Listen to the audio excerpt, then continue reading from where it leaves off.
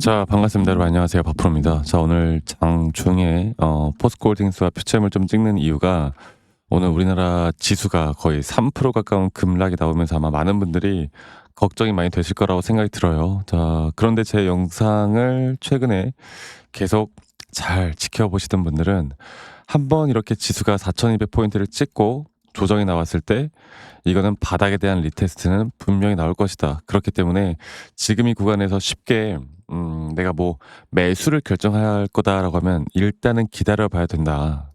그러면 이 지수가 완전히 고점 신호를 찍고 다시 한번 큰 하락 추세로 접어들 것이냐, 여기에 대해서도 저는 그렇게까지 보고 있지 않다라고 말씀드렸습니다. 그래서 지수의 하락이 2차 전지 섹터에게 나중에 분명한 기회가 될 수 있는 건 맞아요. 기회가 될 수 있다라는 게 제가 또 계속 강조드리고 있는 특정 종목들에 대한 삼성이나 SK하이닉스에 대한 특정 종목들에 대한 수급들이 재분배가 되는 시점이 분명히 올 것이기 때문에 지수가 이렇게 한번 조정을 받고 가는 건 추후에 좀 더 장기적으로 볼 때 분명 호재는 맞다. 근데 지수가 단기적으로 하락하는 현재 의 구간, 급락하는 구간은 같이 동반해서 하락이 나올 수밖에 없다. 그렇게 말씀을 드렸고, 오늘 퓨처엠 같은 경우는 상당히 좀 많이 빠지고 있고, 홀딩스 같은 경우는 그래도 좀 같이 어느 정도는 방어를 잘 해주고 있어요. 그만큼 홀딩스가 좀 강세를 보이고 있는 와중에 포스코 퓨처엠 조금 더 2차 전지와 조금 더 관련이 깊은 이 퓨처엠 같은 경우는 오늘 4% 가까운 하락이 나오고 있고, 제가 최근에 20선 이탈과 함께 어느 정도 투심이 좀 죽으면서 분명 큰 하락이 나올 수 있다라고 말씀드렸지만, 우리가 매수 타점을 이제 볼 때는 적어도 여기 전저점이 깨져야 우리가 매수할 수 있다는 그 기준은 아직도 변한 게 없습니다. 네, 그만큼 현재는 포스코 퓨처엠도 그렇고 홀딩스도 그렇고 포스코 그룹사에서 나오는 재료나 이런 것들이 중요한 게 아닌 결국 시장의 흐름을 봐야 되고, 어제 나스닥이 한번 좀 빠지는 모습과 함께 오늘 미국 선물 시장이 다시 한번 급락 형태로 나오면서 내일 뭐가 있어요, 여러분들? 내일 엔비디아 실적 발표가 있고요. 그리고 또 뭐가 있습니까? 바로 FMC 금리 인하 발표가 또 있죠. 이런 굵직한 일정들을 앞두고 시장이 약세를 보이고 있습니다. 네. 뭐 이유 같은 경우는 여러 가지가 있겠지만 단기적으로 조정이 오는 것에 대해서 우리가 준비를 해야 될 단계가 왔다라는 거예요. 지금까지 이거를 좀 버티신 분들이라면 이제는 여기 구간에서 매도하다간 진짜 큰일 나면 내가 매도하자마자 얼마 안 있다가 또 반등이 나오는 정말 그런 최악의 상황이 나올 수 있는 그런 부분이기 때문에 흔들리시겠지만 절대 흔들려서는 안 된다라는 말씀을 좀 드리겠고요. 제가 일단 시장의 흐름과 앞으로의 타점들 여기에 대해서 좀 더 명확하게 설명해 드릴 거니까 여러분들 구독 그리고 좋아요도 한 번씩 꼭 눌러주시기 바라겠습니다. 네, 좋아요 눌러주시는 우리 시청자분들, 구독자분들 앞으로 더더더 좋은 일들, 연말까지 저는 좋은 일들 있을 거라고 믿고요. 좋아요 한 번씩만 꼭 눌러주시길 바라겠고, 지금 제가 계속 말씀을 드리고 있는 부분은 이겁니다. 일단은 뉴욕 증시가 어저께 하락이 나왔고 그 하락세가 미 선물 시장까지 이어지면서 오늘 아시아 시장이 전반적으로 하락세를 면치 못하고 있고요. 하물며 이 코인 시장도 볼까요? 지금 비트코인도 거의 이제 9만 달러가 깨졌어요, 여러분들. 9만 달러가 깨지고 최근에 뭐 10만 달러 이런 이야기가 나왔던 게 얼마 아니었던 것 같은데 지금 9만 달러가 깨지고 이게 엄청난 하락을 하고 있거든요. 지금 시장 자체가 이 자산 시장이 전부 다 약간 난리가 났습니다. 난리가 난 상태고요.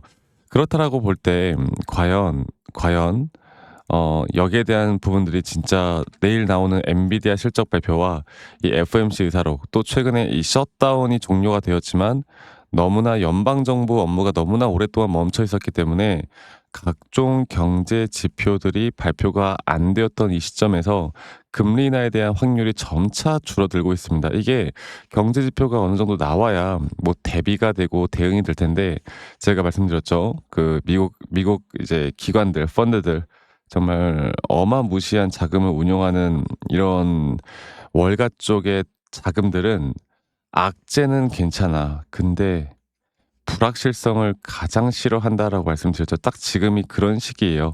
그리고 이거는 결국 시간이 해결을 해줄 겁니다. 시간이 결국 해결해 줄 거지만 이런 조정 구간은 나올 수밖에 없다라는 거. 그리고 AI 거품론이라는 내용들을 가지고 시장은 계속 이렇게 흔들 거예요. 그리고 저는 AI 버블은 절대 아니라는 생각에는 네 지금 제 관점은 전혀 변한 게 없습니다. AI 버블은 절대 아닐 건데 중요한 거는 AI 버블이든 아니든 앞으로 시장은 결국 AI 거품론에 대한 이야기가 나올 것이고 여기서 나오는 내용처럼 앞으로 울퉁불퉁하게 계속 오를 것이다. 그러니까 상승 추세는 계속 반복적으로 이어질 거지만 상승 추세에 대한 앞으로 이런 파동 자체가 변동폭이 상당히 크게 나올 것이고 이런 게 우리가 바로 진짜 돈을 벌 수 있는 절호의 기회라고 저는 보고 있거든요. 그래서 저는 2차전지 최근에 이거 10월 27일 날 고점 찍을 때 이 포스코 퓨처엠뿐만 아니라 이 에코프로도 마찬가지고 이때 11월 초쯤 10월 말쯤에 여기서 확실한 고점에 대한 단기 신호가 뜬 다음에 우리가 또 여러 가지를 좀 봐야 되는데 2차 전지 관련해서 저는 인버스 지금 라이즈 2차 전지 인버스라고 2차 전지가 하락할 때 우리가 돈을 벌 수 있는 방법들에 대해서 딱 그 시기부터 단기적으로 여기에 또 투자를 해 가지고 어느 정도 수익을 좀 가져가고 있습니다. 그만큼 단기적으로 조정을 받을 때 고점이라고 생각하는 그 당시에 우리가 분할 매도를 한 뒤에 또 인버스 상품에 투자를 해서 하락에 대한 부분들을 해지를 좀 하고 앞으로 여기에 대한 부분들을 또다시 매수하는 전략으로 끌고 가야 될 텐데 이 부분들은 제가 또 저희 구독자분들과 또 설명을 좀 해드리고 있으니까요. 이런 것들도 참고해서 같이 가져가다 보면 진짜 그렇게 해야 돈을 벌 수 있는 거거든요. 자, 어쨌든 다시 한번 말씀드려보자면 시장의 흐름과 같이 가자. 시장의 흐름을 읽는 자가 지금 현재 시장에선 무조건 승리할 수밖에 없는 것이다. 네, 그리고 제가 한 번 더 이야기 드리고 싶은 부분은 차트적으로 다시 한번 말씀을 드릴 건데 결국에 수급의 재분배 또는 시장 지수가 하락하는 것에 있어서 우리는 기회로 잡아야 할 것이고 제가 계속 반복적으로 말씀드리겠지만 자 볼게요.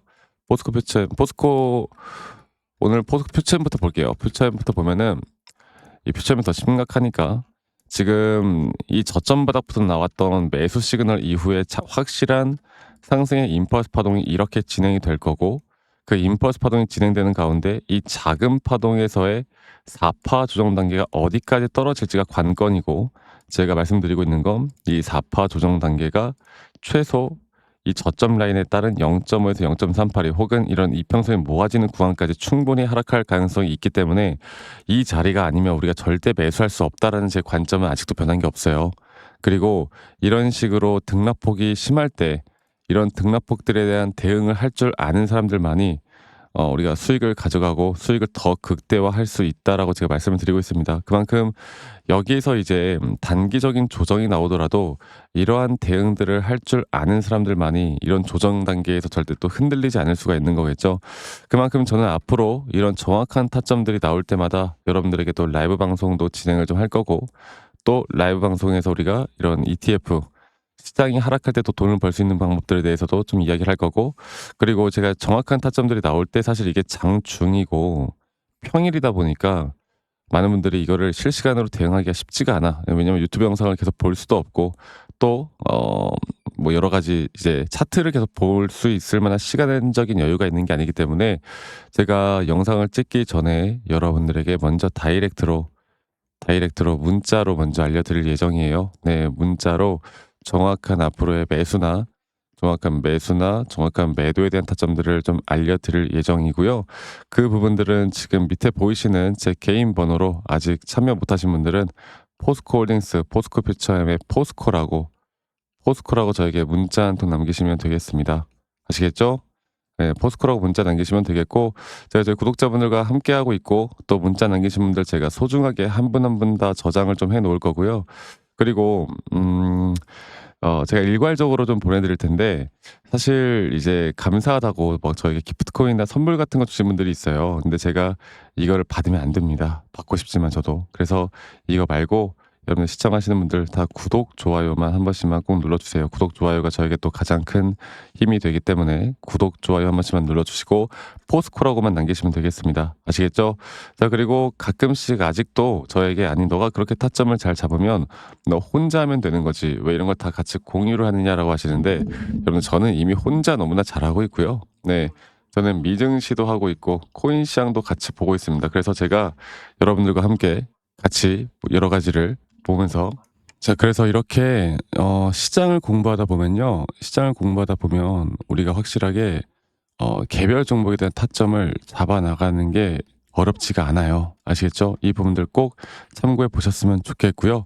그리고 저도 이 주린이 시절 정말 주식 초보 시절에 여러 가지를 이제 공부를 할 때 뭐 타점 관련해서 공부하고 뭐 재무제표 보고 이러다가 남들 말 듣고 따라 사고 남들 말 듣고 따라 매도하고 이러다가 정말 손실을 많이 봤던 시기가 있었어요.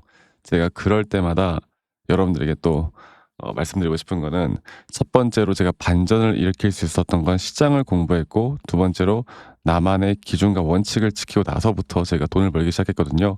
그래서 그 부분들 앞으로 제가 함께 좀 노하우들을 알려드리고 함께 할 테니까 혼자 하지 마시고, 혼자면 또 이성적인 판단을 하기가 힘들어집니다. 이 부분들 꼭 참고해 보시길 바라겠고, 제가 또 여러분들과 어떤 식으로 매수 타점을 잡고 어떻게 매도 타점을 잡아 나갈지, 또 앞으로 어떠한 종목들을 어떻게 잡아 나갈지, 여기에 대해서 한 번 더 이야기를 해 드릴 거니까 여러분들 영상 끝까지 꼭 시청하시길 바라겠습니다. 아시겠죠, 여러분들?